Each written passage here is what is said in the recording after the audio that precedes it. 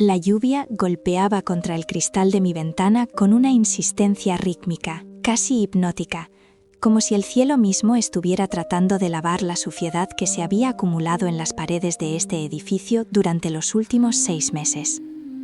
Estaba sentada en mi sillón favorito, el de terciopelo verde desgastado, con una taza de té de manzanilla que ya se había enfriado hace horas. Mis manos temblaban. No era un temblor violento, sino esa vibración fina, interna, que solo sientes cuando la adrenalina abandona tu cuerpo y te deja vacía, como una carcasa. Al otro lado de la pared, en el apartamento 4B, ya no se escuchaba la música techno que solía hacer vibrar mis cuadros hasta dejarlos torcidos. No se escuchaban los gritos histéricos de Bella, ni las risas graves y manipuladoras de aquel hombre. Solo había silencio. Pero no era el silencio de la paz. Era el silencio de la devastación. El tipo de silencio que queda después de que una bomba ha detonado y el polvo comienza a sentarse sobre los escombros de una vida. Miré el libro que descansaba sobre mi regazo. Una edición barata de una novela romántica, con las esquinas dobladas. Entre la página 112 y la 113 sobresalía el borde blanco de un sobre que nunca debí abrir, pero que al hacerlo se convirtió en la última granada de esta guerra absurda. Me llevé la mano al pecho, sintiendo una opresión física, real. Como veterinaria, sé reconocer el dolor en los ojos de un animal que sabe que ha llegado su final. Hoy, al ver salir a mi vecina escoltada por esos hombres de trajes grises, vi esa misma mirada en ella, la mirada de un animal acorralado que ya no tiene fuerzas para morder. Todo ha terminado. Pero Dios mío, ¿a qué precio?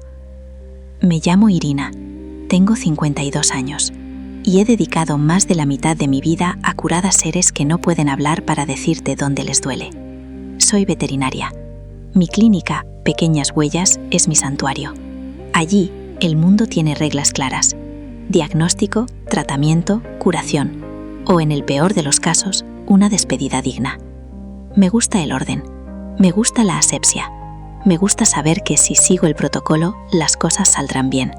Sin embargo, la vida humana no tiene protocolos. Antes de que comenzara esta pesadilla, mi vida era tranquila. Quizás solitaria sea la palabra que otros usarían, pero yo prefería llamarla pacífica.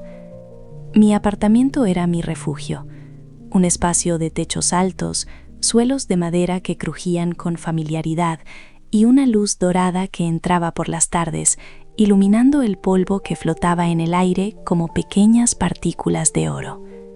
Vivía sola, si no contamos a Buster, mi viejo gato persa que pasaba el día durmiendo sobre el radiador. Extraño esa época.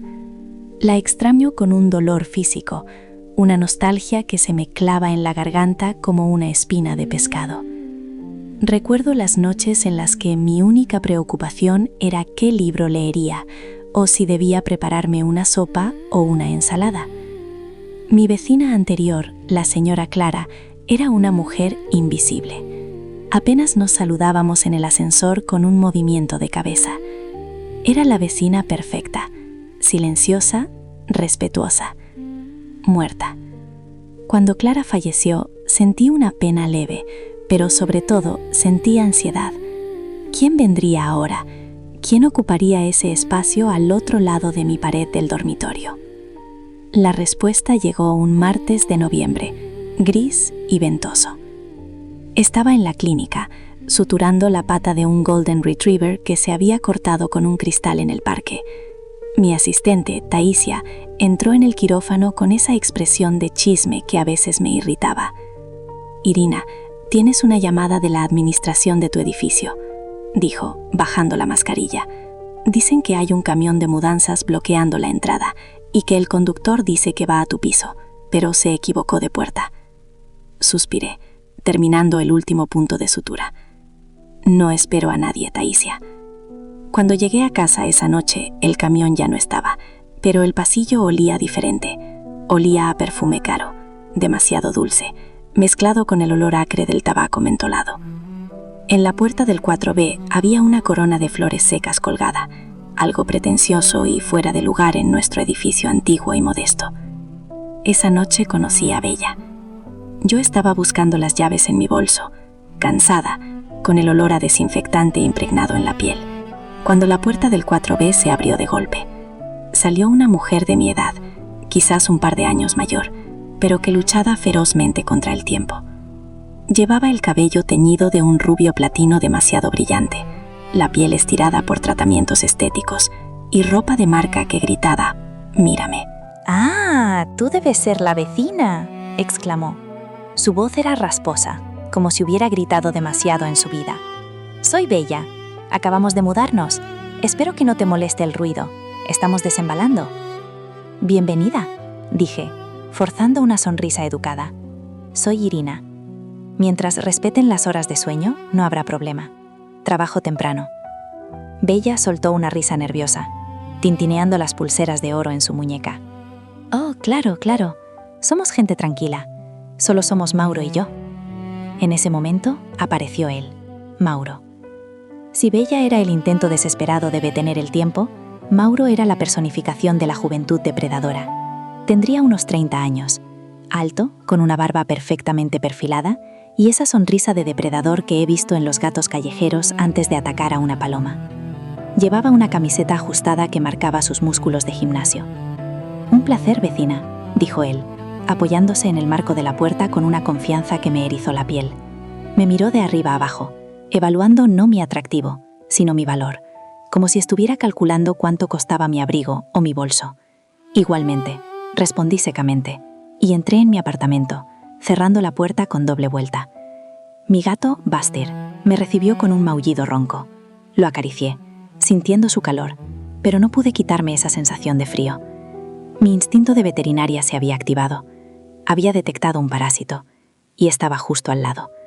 La guerra no comenzó con una explosión, sino con una erosión lenta y constante de mi paz mental. Al principio eran accidentes. La música alta a las 11 de la noche. Risas estridentes que atravesaban las paredes como si fueran de papel. Golpes secos, como si estuvieran lanzando muebles contra el suelo. Yo intentaba ser comprensiva. «Están enamorados», me decía a mí misma, tratando de ignorar la diferencia de edad y la obvia dinámica de poder que había intuido en el pasillo. Están celebrando su nueva vida. Pero luego, los ruidos cambiaron. Una noche, cerca de las 2 de la madrugada, me desperté sobresaltada. No era música, eran gritos.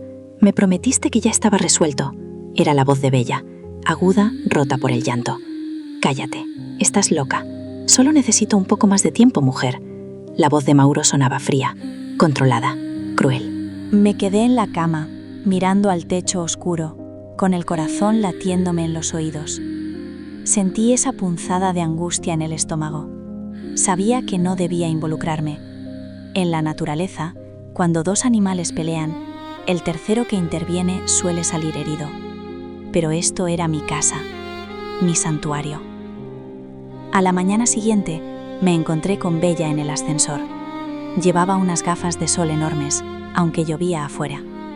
«Buenos días, Bella», dije suavemente. Ella se sobresaltó, apretando su bolso de diseñador contra su pecho. «Oh, hola, Irina. ¿Todo bien? Anoche escuché ruidos». Se puso rígida. Pude ver cómo se tensaban los tendones de su cuello.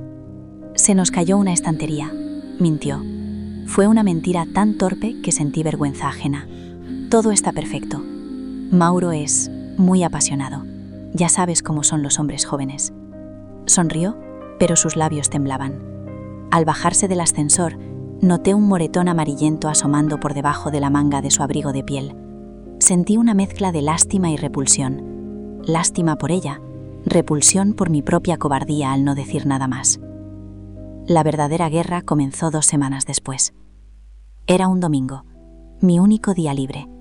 Estaba leyendo, tratando de recuperar esa sensación de nostalgia por mi vida pasada, cuando sonó el timbre. Abrí y me encontré a Mauro. Tenía esa sonrisa encantadora pegada en la cara, pero sus ojos estaban fríos, calculadores. «Irina, querida vecina», dijo, invadiendo mi espacio personal al dar un paso hacia adelante. «Tenemos un pequeño problema. Bella se ha dejado la tarjeta en el cajero y necesitamos pedir una pizza. ¿Podrías prestarnos 50 euros? Te los devuelvo mañana sin falta». Lo miré fijamente. 50 euros no era una fortuna, pero era el principio. Lo sabía. He visto dueños de mascotas que empiezan pidiendo un descuento y terminan abandonando al animal en la puerta de la clínica porque no pueden pagar. Lo siento, Mauro. No tengo efectivo en casa. Mentí. Mi voz sonó firme, profesional. La voz que uso cuando tengo que decirle a los dueños que su perro tiene cáncer.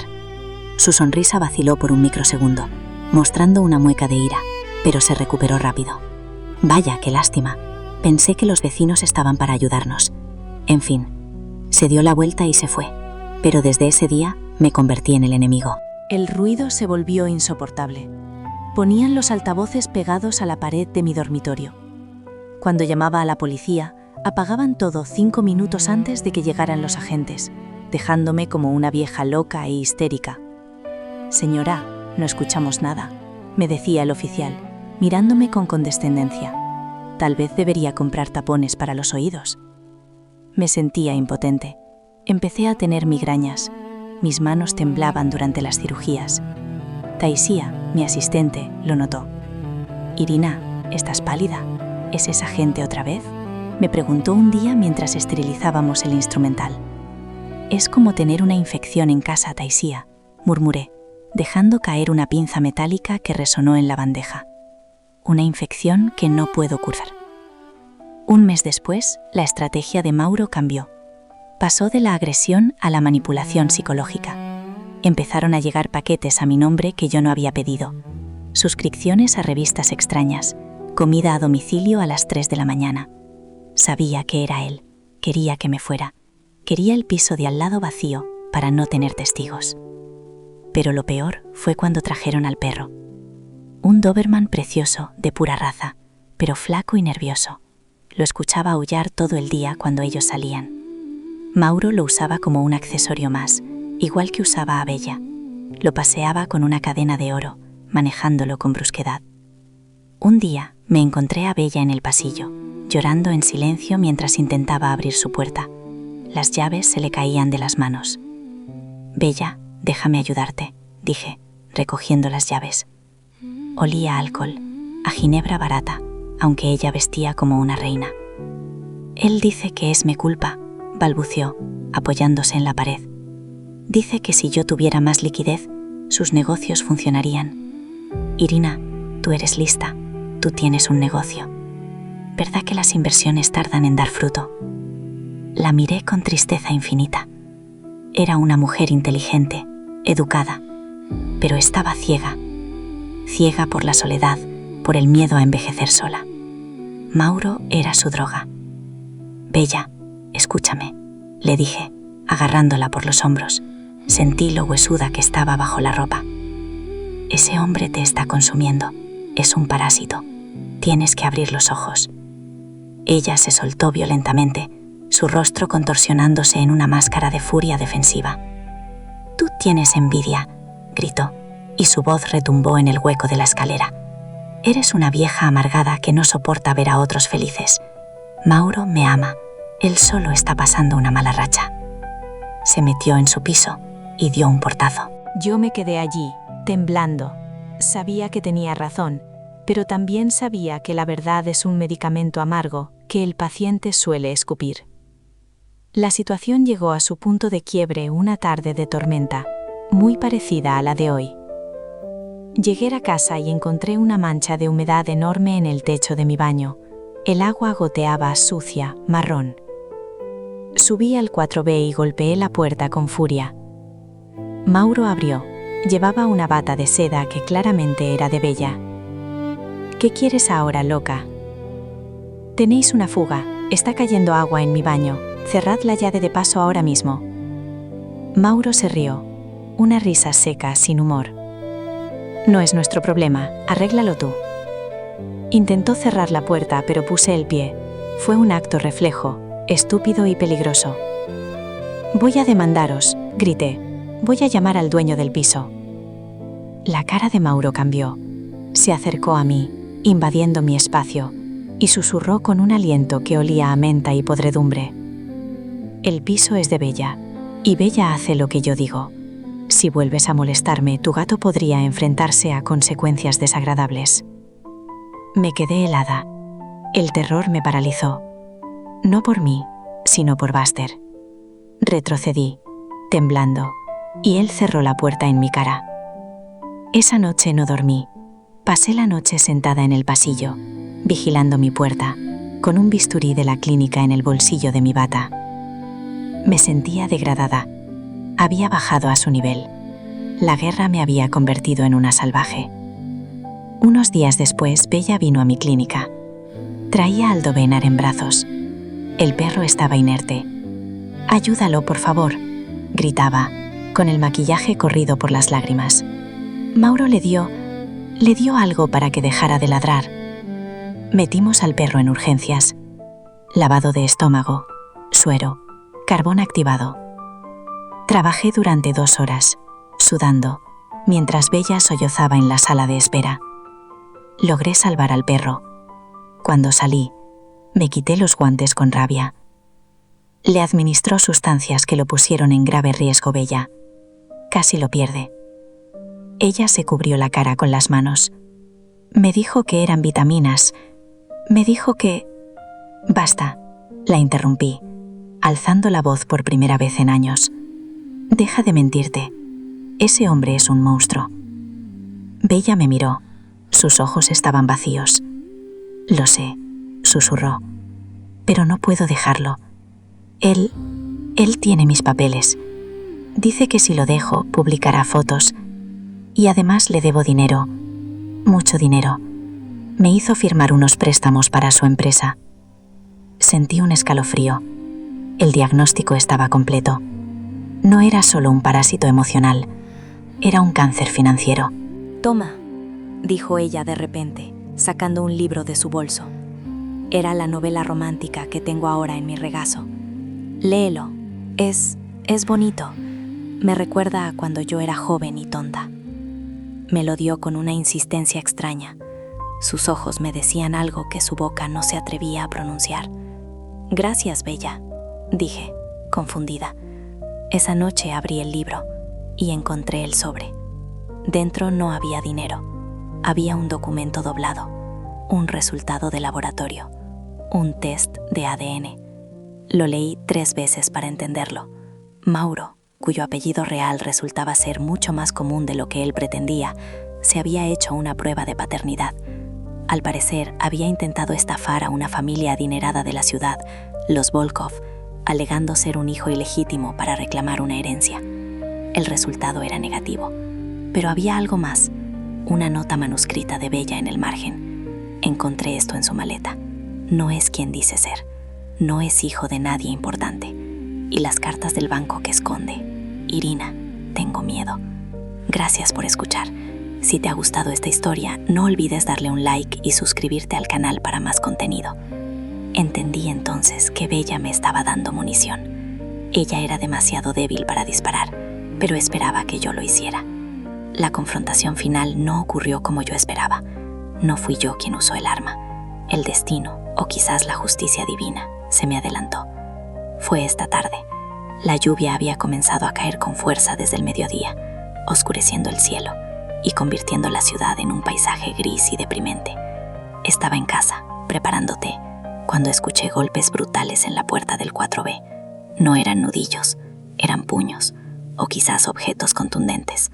«Abre la puerta, sabemos que estás ahí». Una voz masculina, autoritaria, resonó en el pasillo. Miré por la mirilla. Había 3 hombres. Llevaban trajes baratos y carpetas bajo el brazo. Cobradores, o algo peor, ejecutores judiciales. La puerta se abrió. Escuché la voz de Mauro, pero ya no tenía ese tono arrogante. Sonaba aguda, asustada. «Les dije que necesito una semana más. La inversión está a punto de salir. Se acabó el tiempo, señor», dijo uno de los hombres. «El banco ha ejecutado la hipoteca. Y los acreedores privados, bueno, ellos quieren sus activos. Ahora». Salí al pasillo. No pude evitarlo. La puerta del 4B estaba abierta de par en par. El interior del apartamento era un caos. Cajas, ropa tirada, botellas vacías. Bella estaba sentada en el sofá, inmóvil, como una muñeca rota. Mauro estaba siendo empujado contra la pared por uno de los hombres. «Bella, diles algo», gritó Mauro desesperado. «Diles que vas a pagar. Firma el otro aval». Bella levantó la cabeza. Me vio parada en la puerta. Nuestros ojos se encontraron.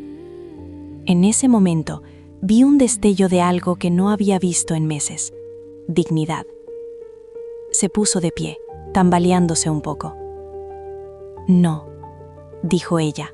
Su voz fue apenas un susurro, pero en el silencio repentino sonó como un trueno. «¿Qué has dicho, vieja estúpida?», bramó Mauro, intentando zafarse.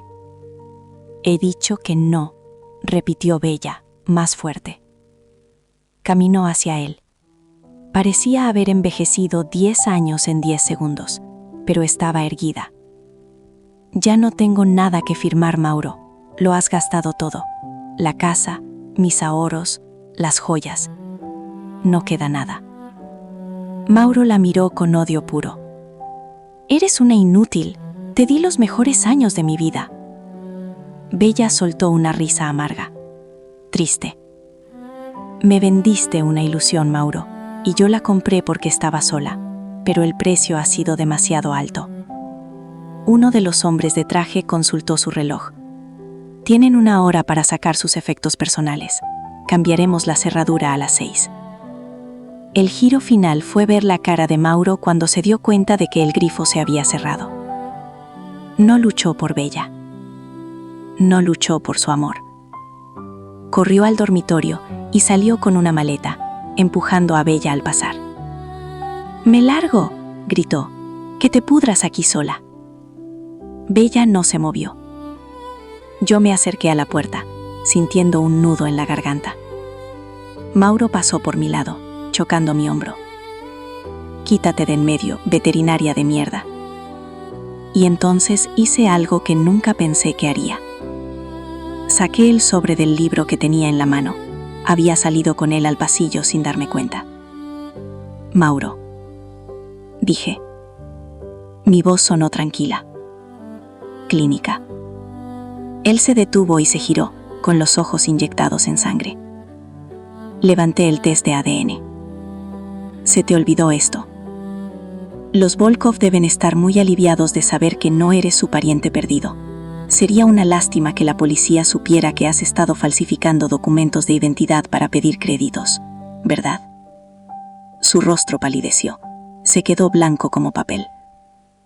Sabía que si eso salía a la luz, no solo eran deudas, era cárcel. Me arrancó el papel de la mano, me miró con un odio que recordaré mientras viva, y salió corriendo por las escaleras, sin esperar al ascensor. Como la rata que era.